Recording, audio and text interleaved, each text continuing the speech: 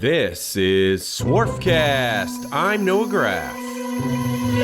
So we've talked about your love of the iron, but you're good at separating yourself, which is key because you run into a lot of owners that can't get themselves off the floor. And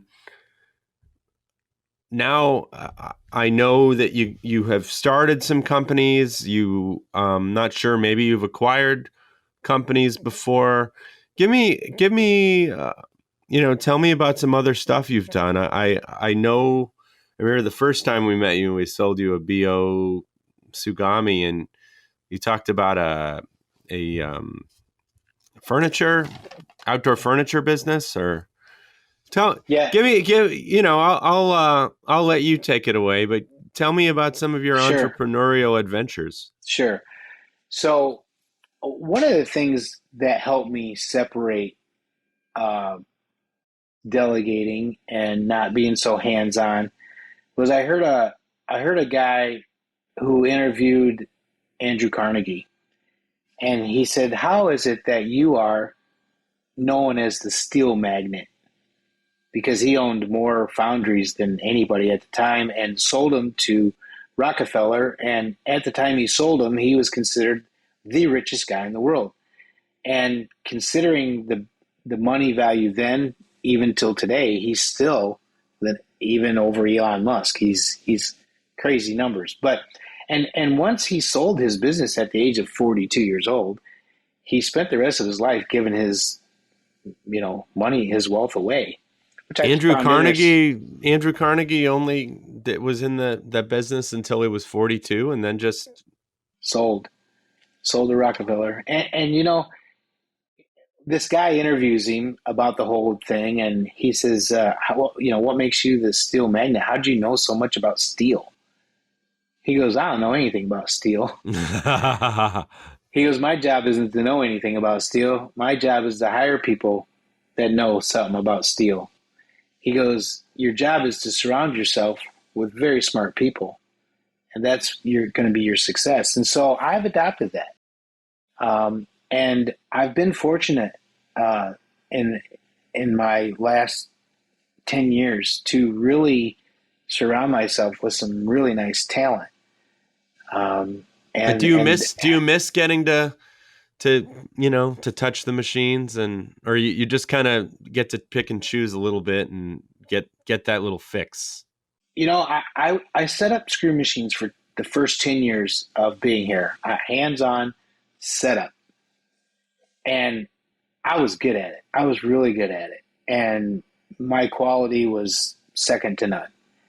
And I missed that because that was something I knew I was good at.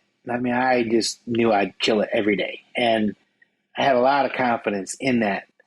But I'm not a guy that can do the same thing over and over and over and over. Especially once I've broke out of that, I'm on to the next thing. I'm like, oh, squirrel, go get that too. So when I feel like there's a great idea, I really want to go after it. So in 2015, I was introduced to a young lady that was just a force to be reckoned with when it comes to sales and the poly outdoor furniture. And the big piece of furniture was an Adirondack chair. But along with that, How did you meet this woman? so I was on the board of directors for an inner city ministry in Elkhart, and it was a ministry that I went to. Believe it or not, let me go back just for a second and give you just a snapshot of my youth.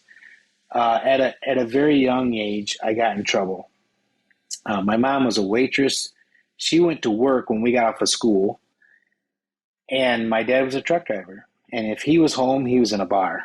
And so I was very unparented, and that's a recipe of disaster for a 12-year-old. And consequently, I got myself in trouble and got hauled off to the jail and booked and everything. And they said the only way that's going to go away is if when I turn 18, I get a new start. But if it happens after I'm 18, it's forever. So this is just a taste of what you're going to do if you don't straighten up. And it scared me. But I got 2 years of probation. And my probation, I was able to go to this ministry. It was called Lifeline. And it was for troubled inner city kids that were unparented and, misguided. And that was me. And it was This through was that. in Elkhart? Yeah. Yeah. In Elkhart had an inner city? Yeah. Yeah. And that was in the late 70s.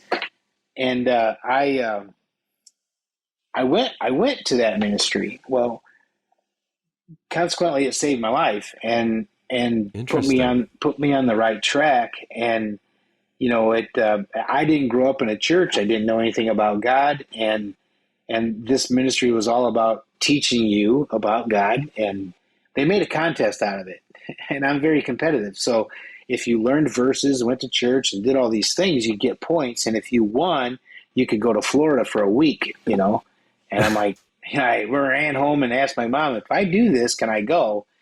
And she said, yeah. So I ended up being the number one kid. I had the most points. I smoked everybody. And then my year 2 was the same deal, only this time it was 2 weeks in Wyoming. And again, I was the number one kid. I won the most points. And consequently, I learned a lot about Bible and church and God. And they asked me, do you understand this? Do you want to accept God? And I'm like, if I say the right thing, I'm going to get more points, And so, I'm just trying to be calculating. And so, while I may have said, yes, I want to accept, I really didn't understand what I did. But looking back, clearly, God had a plan for me. And I am a God-fearing man. I'm no better than most. I'm probably worse than most. But I truly believe in God. And it's been one of the best things that happened to me. So fast forward. Mm-hmm. And now I'm on the board of directors at that ministry. So I was a product of the ministry, and now I'm on the board of directors. And I had served like 2 terms, and I'm getting ready to come off. I ended up being the chair the last 3 years of my term, and we had fresh people coming in to take the people that were coming off's place. And so I met this guy, and he came over and seen my shop, and right away he thought, wow, I wonder if you could make a chair. I'm like, a chair? I don't make chairs. I make parts. And so he just seen my machines, and he seen the machines where his wife used to work, and he worked there too.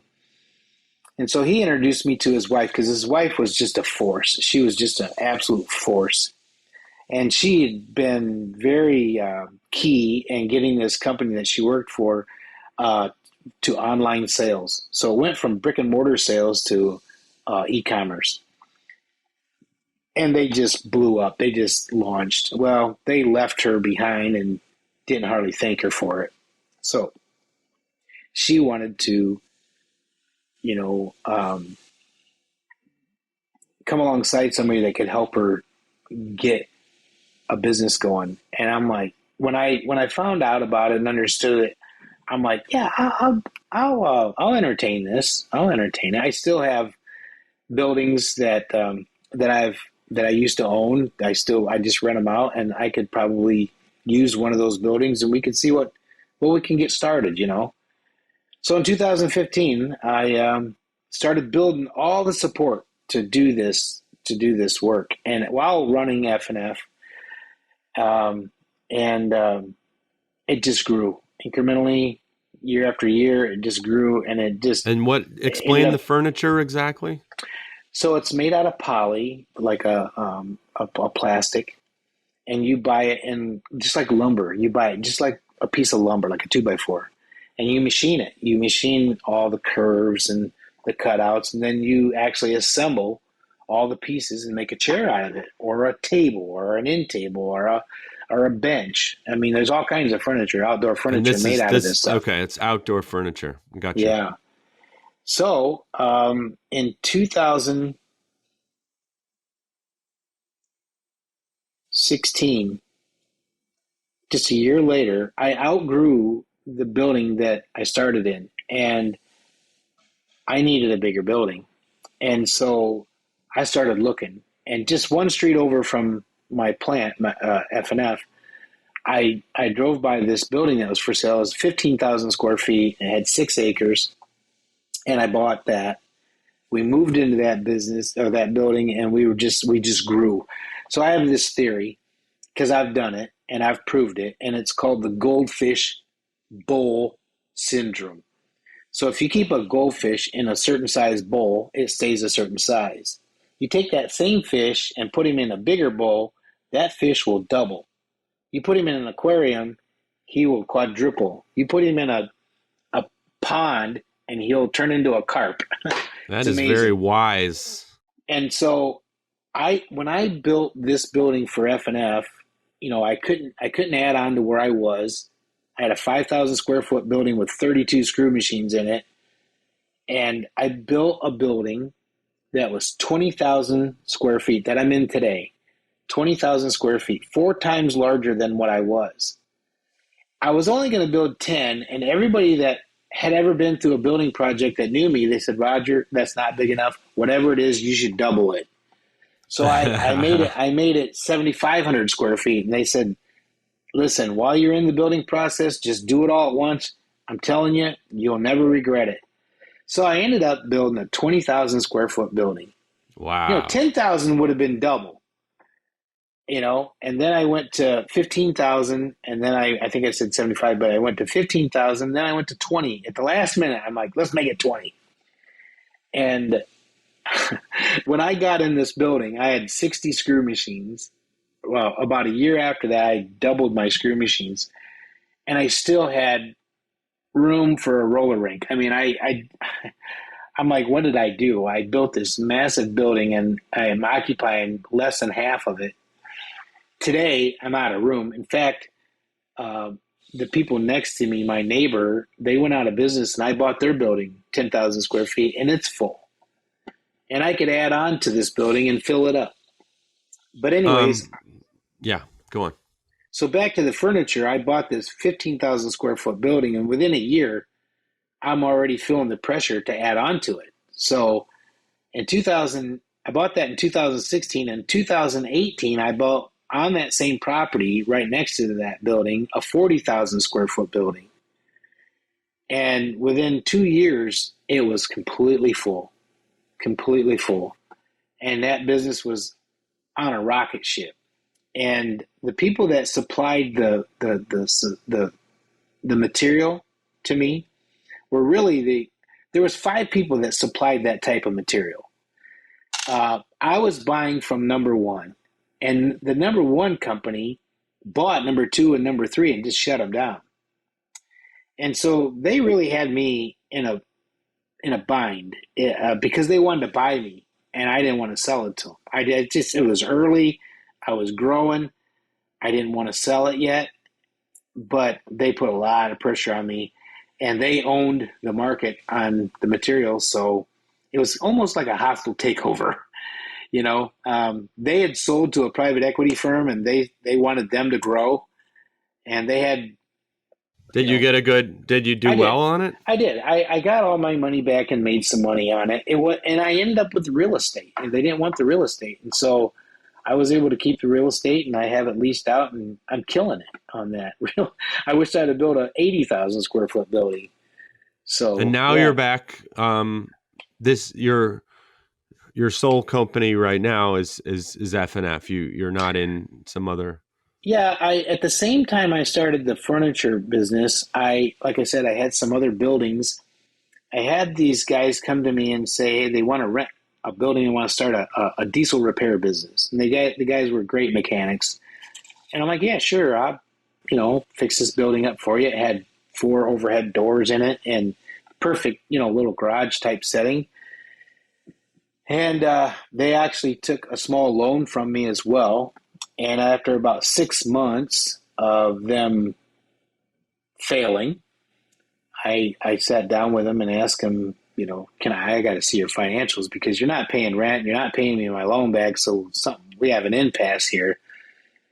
So when I got done looking at the financials, I'm like, you guys have no idea what you're doing. I mean, zero. You might be good mechanics, but you do not know how to run a business. I said, so two choices. One, I'm going to shut you down and I own everything and I'll just try to sell it and recoup my money. Or two, I own it and you work for me. So, 6 months later, I'm now owning a diesel repair business that I don't know really anything about, but it's a business and I started investing in it and getting better equipment, and those guys moved on and I ended up with new guys, and now my son runs it and he'll end up owning it, and it's thriving. It's doing really good. So still my business, but my son runs it and he does a good job. So yeah, I have Interesting. a diesel repair business.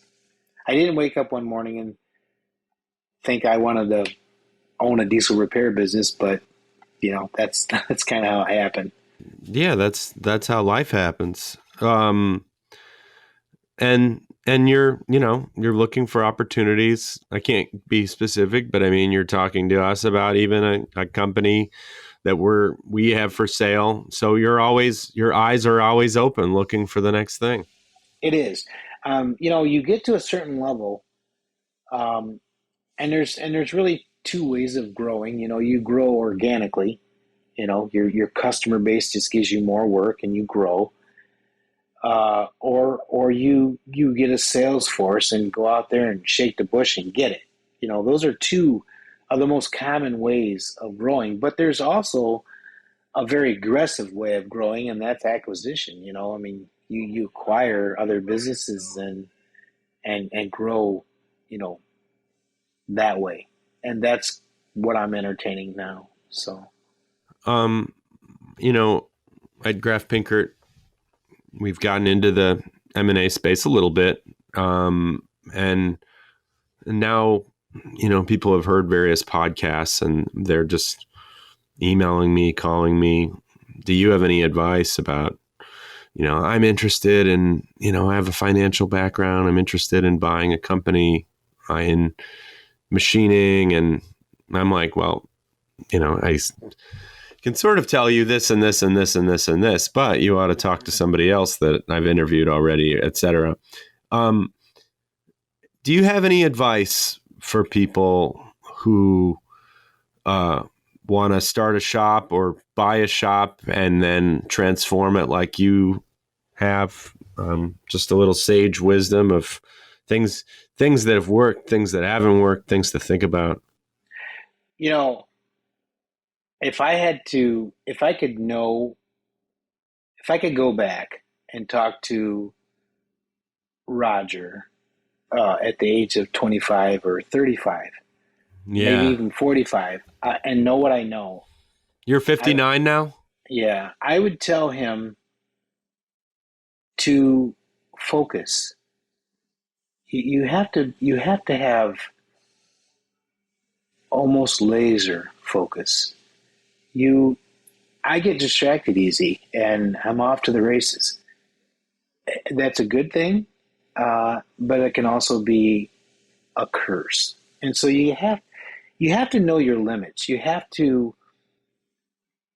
I took a leadership development class, and because I wanted to learn. I'm always wanting to learn, and it was like a Zig Ziglar thing. And there were 16 of us in the class, and the guy said in his opening statement, "When I ask a question, I'm going to ask every one of you the same question. Nobody gets an out. And the first question I'm going to ask you is, what are you afraid of?" This is 20 years ago, and I'm sitting there just cocksure of myself, and I'm like, man, I ain't afraid of anything. I'm really trying Then to you're think, what am then I you're full afraid of of? you're full of crap. Oh, I knew that guy would crucify me if I said something like that. So I'm like, okay, Lord, give me an answer. Give me an answer. I'm praying. Give me an answer before you ask me, because I got nothing. And you're And competitive. and so he comes to me and he says, "So, Roger, what are you afraid of?" And it hit me. I said, I said, I'd like to think that someday I have the ability to make some money, some real money. And I guess my fear is that it'll change me because I've seen money change people, and most of the time, not so good. And he goes, "Well, let me challenge you on something." He says, "I'm going to say something that's going to be counter to what you think." He says, I'm going to tell you that money doesn't change people. Money only allows people to be who they really are. See, when you're poor, you have to, be humble and polite and because you got to get your way through life. And when you start to get money, you start to get freedom and you start to, not be so nice. And he goes, but if that's your core, that's who you will be. It doesn't matter if you have money or not. And Hmm. so money only allows people to be who they really are. And he goes, and if that's what you're worried about, I Interesting. doubt you're going to have that problem. And so along the way of trying to build my little empire, I'm just now getting to the point where I can start to enjoy some of the fruits of my labor. And, um, you know, I think I could have got here a little sooner if I'd have been a little more focused. Um, and just, I had a guy tell me, Roger, you got too many things going on. Even in the furniture company, I got into wicker, which is furniture. I got into metal, which is furniture. And he says, just focus on one of those. You don't have to be all those other things. Even though you feel like it helps you be diversified and have a variety, you don't have to do that. You need to focus. And so I really try to do that. I really need to focus more on what my core is here and keep complementing that. So Very even interesting. yeah, because there are people that are really good in finance. That doesn't make them a good business owner at all. Because what they're unwilling to do sometimes, not all, but what people are unaware of, and once they become aware of it, they're unwilling, and that is to put in the hard work. When you own a business, you're married to it. You take it home. You wake up with it. You live in it. I mean, I have a guy that a dear friend of mine. He's a multi millionaire, and he made his millions in sales, and he's always admired me as a business owner, and he always has wanted to own a business. And I tell him, I'm like, why would you want to own a business? You could just retire and sail into the sunset. He goes, yeah, I know, but I just don't feel fulfilled. I just feel like I need to own a business. I said, I don't think you know what you're talking about because you've made your money working hard, but you go home and you don't own it and you don't have to worry about it. You don't have inventory, you don't have taxes, you don't have, people, you don't have any of that stuff. So you really got the best of both worlds.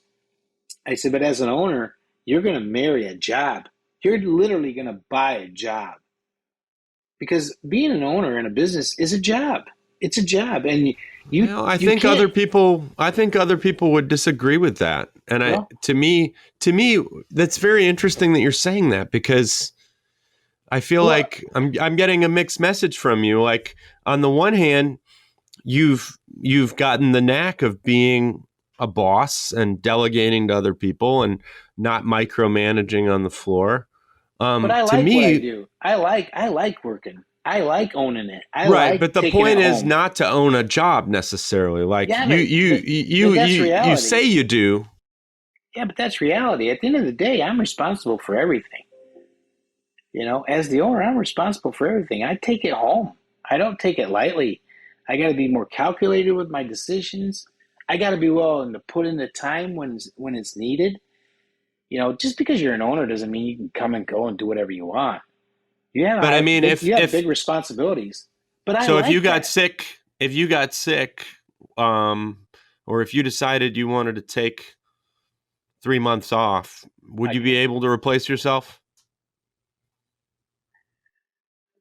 I have set the business up over the years that it's easier and easier for me to get away.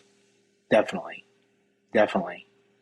But like buying capital equipment, that's me.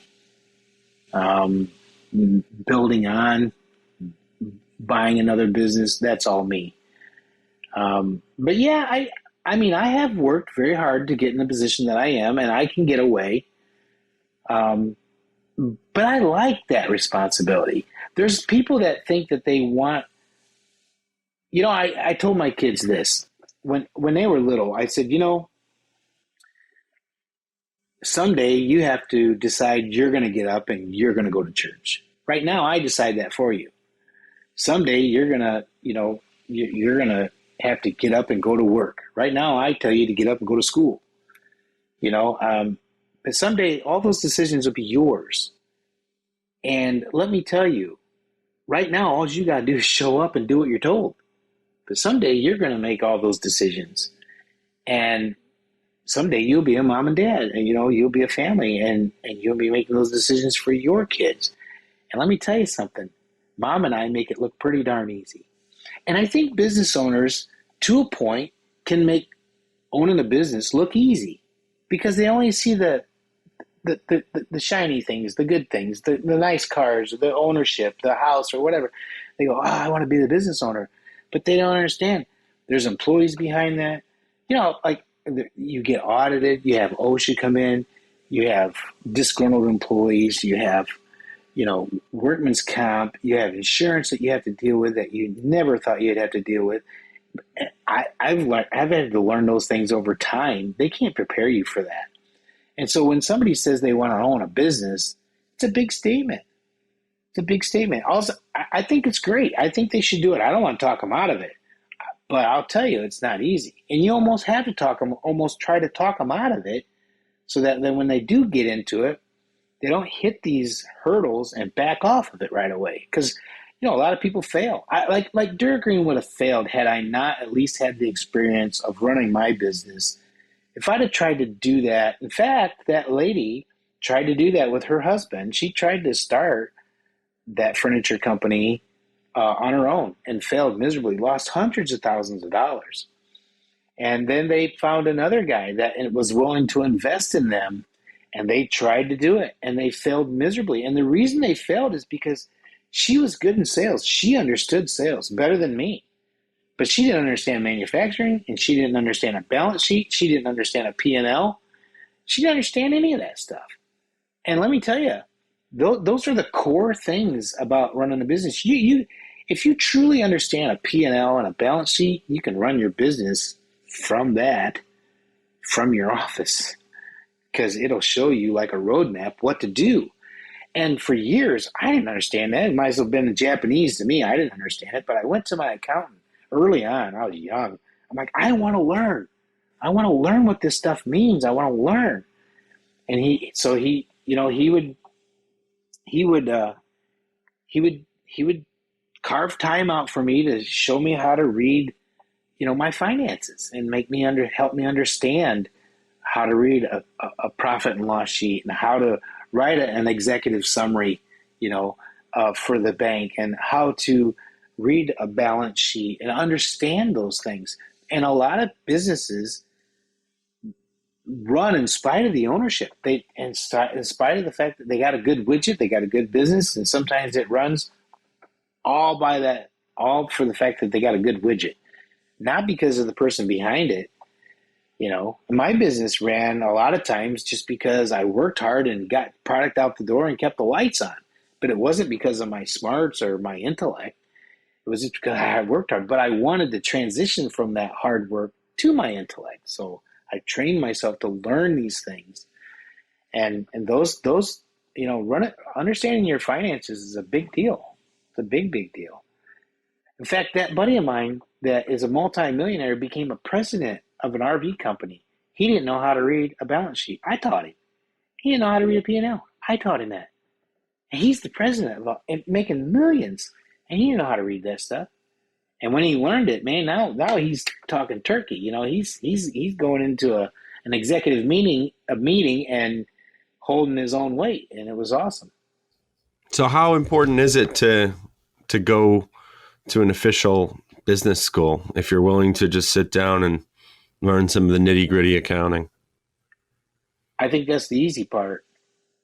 Yeah, you can take a 2-year associate online and learn business. But man, that'll give you an outline. It'll teach you that how to read financials, and that's good, but it will not teach you how to work through problems. You know, it's just like kids in school. That this is probably not a good analogy, but I know when I went to school, they taught you how to write a check and balance a checkbook. Everything's online now and it's digital, so it's easier. But you know, my kids, they would write a check and it wouldn't clear, and they'd see that money in there, and they thought it was still good for them to have it. And I'm like, no, that's my money's gone. That's why you balance it. And so they have to learn the hard way sometimes. And business is the same way. You have to learn business the hard way sometimes. I don't care how much school you go to and how much you prepare for it. You're going to face some reality out there on the floor that you got to work through, and that's just business. So I think my number one advice would be just understanding your financials, you know. Interesting. Yeah. Do you think that,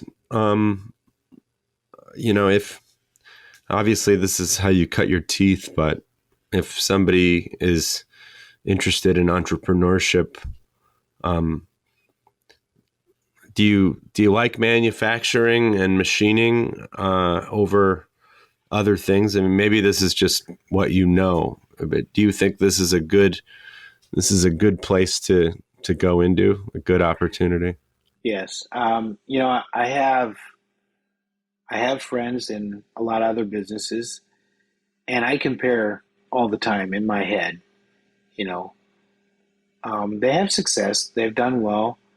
Some do okay, some just get by, but I do compare their workload to mine. I have, very expensive equipment and very knowledgeable people behind it, but I can make money while I'm sleeping. These machines can run lights out. And a lot of my counterparts that have businesses, nothing gets done unless they touch it. They can make money, but they're going to touch everything they do. I have a friend of mine. He's very wealthy. He's a dental technician for 45 years. He built partials for the dentist. You go to the dentist, you're missing a tooth. They make a bridge or a crown or a partial. But this guy that I know, he does all the work. The dentist takes an impression, sends it to this guy. He does the artwork, sends the impression or the partial back to the dentist. Dentist calls you and says, "Hey, you're ready." You come in and he snaps it in your mouth and you go down the road. And he says, I have to touch everything I sell. I have to make it from scratch to finish.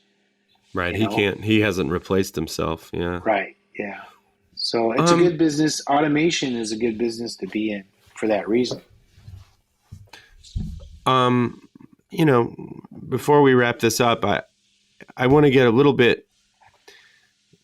I think take this a little further. We're talking about different businesses, but you have Haas Mills, you have some wire EDMs, you have your Brown and Sharps, and CNC Sagamis lathes. So and yeah, and you have your Swiss. yeah, I have So eight. I have eight slant bed machines, Akuma turn mill machines.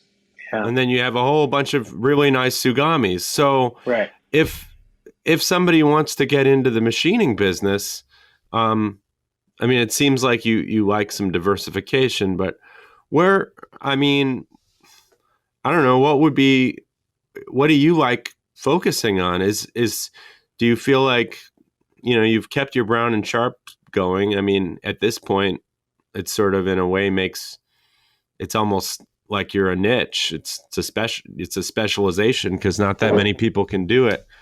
Um, I don't know. What business do you like better out of all of those machines? I've I think the mills are probably have the most diversity to them. Yeah, so I think if somebody was just gonna, I can't imagine anybody getting into machining without some kind of background in machining. Uh, if an accountant with a lot of money or a financial, yeah, you know, investor or somebody that's got money and wants to get into business, wanted to get into machining, he better surround himself with some real talented people because he's not going to be able to just get it. You got to know the business. Like, But what about Dale? What? But what about Andrew Carnegie? He didn't well, know how to okay, do the steel. that's what I said. You got to that's why I said You got to surround yourself. you better surround yourself with some people because it's you. I think it's important to know it, and that's a good point. That's a real good point. Yeah, if you can surround yourself with really talented people and trust them, yeah, I think you'll be okay. I really do. Yeah, yeah. But man, I've seen some people really get taken advantage of. Oh yeah. Trusting in lead people that could just snowball them so bad it's not even funny. So that's interesting, though, that the mills is where you see you like that business. Do you see the most growth in that business? It's so funny. I built this building and I moved into it in 1997, and it was 10 years. It was basically 10 years after I'd started. I started in '86, but I started in December of '86. So I just celebrated the 15th of this month, 38 years.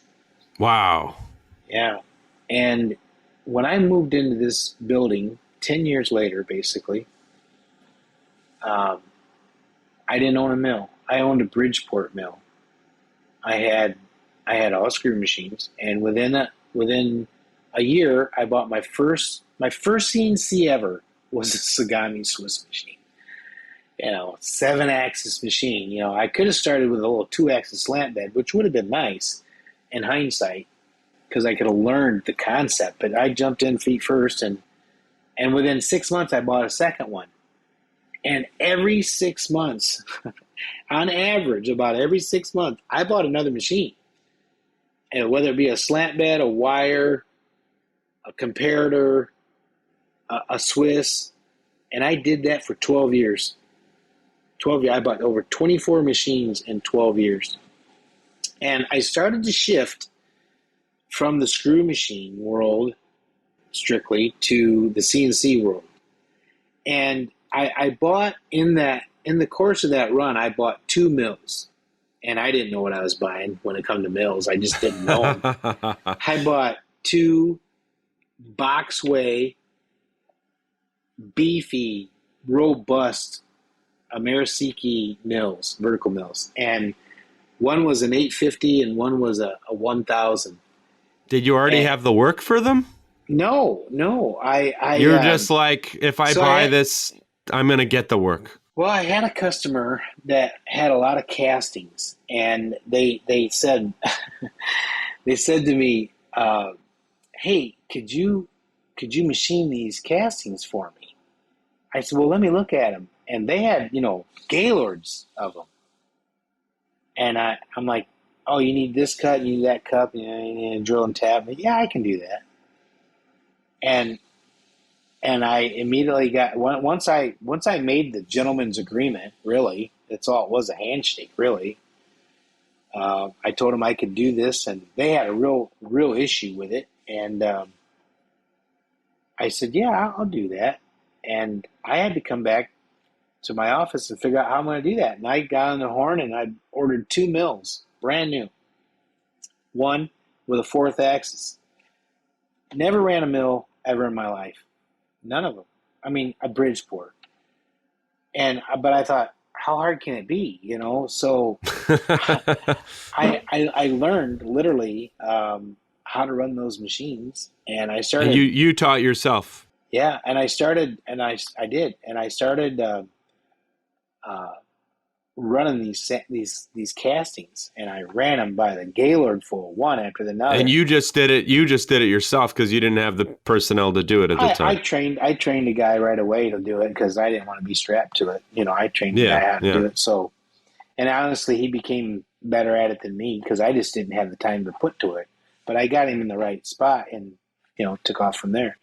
And so then I kept those two mills. I kept putting more work on them and more work on them and more work on them. And they were so slow. It took 15 seconds to make a tool change. And I'm like, this is Right, killing you're me. coming from Brown and Sharps and Yeah. Swiss. And this thing, I'm like, I had gotten this huge job, a huge mill job, where I had to cut the parts out of the bar. It was an extrusion. I had to cut the blanks, put them in the mill, and mill four surfaces, and then drill all these ports and tap them. And the tapping on this machine, I mean, I had 20 of them lined up to tap, five in each vise. And it would come down, and it would sit there and think about it and think about it and think about it and think about it, and then it would tap and go brrr into the hole, and then it'd stop and think about it and think about it and come out. I'm like, this isn't going to work. This is not going to work. It's like watching paint So dry. so I got on the old interweb and looked up, tapping, and Haas came up. Fastest tapping machine out there, Haas. I'm like, oh, interesting. I really didn't, put a lot of worth in a Haas at that time. This is early 2000s, and Yeah, some people are all snobby about them, and I just didn't have a big opinion on it. But in all the research, it was a lightweight machine, and I just didn't want one at the time. So I bought a Tapmatic head to put in my mill. Now the tapping all is in the head. All I got to do is go up and down. And I taught that machine. I sped that thing up and ran that thing as fast as I could, almost as fast as the rapids would go. And all I had to do was hit that hole. Bam, tap, tap, tap, tap, tap. I wore that thing out. I mean, I tapped so many holes, I just wore it out. And it wasn't worth rebuilding, so I bought another one. And then I bought another one. And then I'm like, oh my gosh, I could have bought a mill. I mean, these things are like $5,000, and I've already bought, like, I'm on my fourth one. But I tapped a lot of holes. And anyways, I had the Haas guy come in. He had been calling on me for years, and I told him, I said, hey, I think I want to buy a Haas. It's supposed to be a fast tapping machine. Oh yeah, it's a fast tapping machine. I said, tell you what, I'll give you a purchase order. I give you a purchase order, but I got to have it next week. He goes, that ain't gonna happen. That ain't gonna happen. I'm like, you're not even gonna try? He goes, well, I'm just telling you, I've been doing this long enough. You're not gonna get one next week. I said, your competitor has a machine on the floor. I can have it next week. I said, I really want a Haas. He goes, man, Roger, I'm telling you. I said, you're not even going to try it. You're just going to walk out of here and not try. I said, call your boss and ask him to ask his boss and just run it up the flagpole and see if you can get a machine. You got a purchase yeah, order. yeah. So he goes out in his car and he comes back 2 hours later. He never left the parking lot. He goes, I don't know who you know, but I'm going to have you a machine next week. I'm like, what do you mean? He goes, I did what you said. I called my boss. And he says, that ain't going to happen. And I gave him the same pill you gave me. You're not even going to try? Call your boss. So ends up that the boss of all bosses was a kid that I threw out of my shop. Well, that's his story. He was trying to sell Sagamis at the time. He was right out of Rose-Hulman, which is a prestigious engineering college. And he was valedictorian, smart kid, great kid, Nick Schuchart. And Nick, he ends up being going up the ranks in this company. He ends up being the president of Haas. But he was in my shop when he was young and trying to sell me a Swiss. And I was asking him questions and he didn't know how to answer. And I'm like, you got any brochures for those machines? He goes, yeah. Which one do you want? I said, go get them all. So he comes running in the shop with all these brochures. He goes, which one do you want? I said, I don't want them. I want you to read them. I want you to read those brochures. And the next time you come in here, I want you to act like you built those machines. I want you to know everything there is about them because you don't know what you're selling. He goes, okay. I'm not kidding you. 2 weeks later, the kid comes back. And he goes, Roger, ask me any question. Ask me any question. I said, no, I see you did your homework. No. Ask me a question. I want to show you. Guy had an eidetic memory. He just needed a little motivation. I could ask him any question on any brochure. he was just like he said, he learned it. And so he said that was the best medicine he ever got from somebody. Because I said, you go read that and don't come back until you understand what you're selling. So fast forward 10 years, he's now the president of Haas. And the guy that comes calling on me calls his boss. He calls his boss. He calls Nick. Nick says, who's it for? He goes, I don't. It's this shop in Elkhart called F&F. He goes, oh, yeah, Roger Duffy. He goes, that guy kicked me out of his shop and told me to go learn how to do my job. He goes, we just put a machine in over in Ohio at this place for a display. He says, you have that machine rigged next week and dropped off at F&F. That's a great story. It was a great story. And so when I bought that Haas, I bought another one every 6 months. I have 12 of them, I think, right now. And I run the crap out of them. And I cannot, 12. I went from 2 mills that I did a little bit of work on to 12. And just 10 years ago, I didn't do that work in this shop. I didn't do that mill work in this shop. I did some that, complemented my lathes. If it didn't drop off complete, I had to put it in the mill and finish it or something. And now it's just grown a whole nother side of me. So yeah, mills are I think an amazing. I wish I'd have got into them 10 years before I did. Interesting. Interesting. But you still kept the Brown and Sharps. And they're a great complement to lathes. Yeah, the Brown and Sharps, there's a lot of parts I run on the Brown and Sharp that has a flat on it. Well, how am I going to do that? Put it in the mill. How's business looking next year? It's 2024. looking very favorable for me. I'm very fortunate. Yeah, I'm very fortunate. It's looking. We had a slow fourth quarter. We had a record. We're going to end up finishing a record year this year. Oh, that's fantastic. Yeah, but it would have been even more fantastic if the fourth quarter could have been similar to the first 3. But we definitely slowed down in the fourth quarter this year. But it's looking like we're building for a strong first quarter next year.